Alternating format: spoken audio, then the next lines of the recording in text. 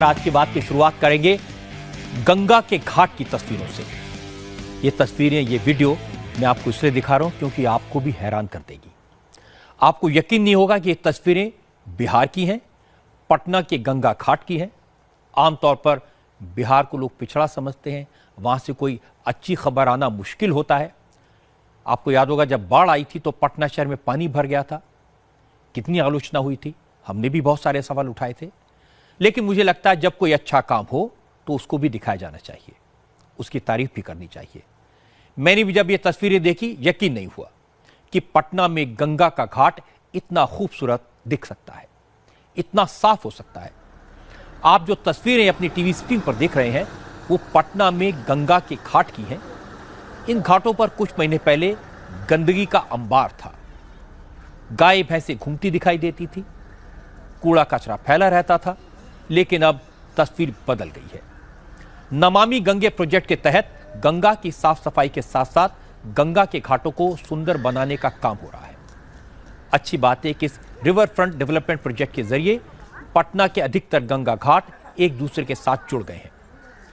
पटना में गंगा नदी के किनारे 20 घाट हैं। हमारे संवाददाता नीतीश चंद्र ने बताया कि इनमें से 16 घाट एक दूसरे से कनेक्ट हो चुके हैं।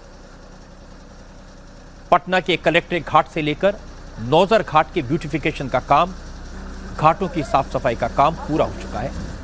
यह पूरा स्ट्रेच करीब 6 किलोमीटर का है और इस पूरे रास्ते में कहीं भी गंदगी का नामो निशान नजर नहीं आता।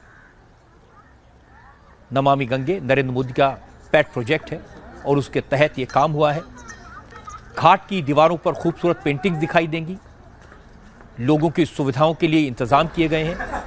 अब पटना में रहने वाले लोग यहां सुबह मॉर्निंग वॉक करने आ सकते हैं और शाम को गंगा किनारे टहलने के लिए परिवार के साथ, दोस्तों के साथ आ सकते हैं।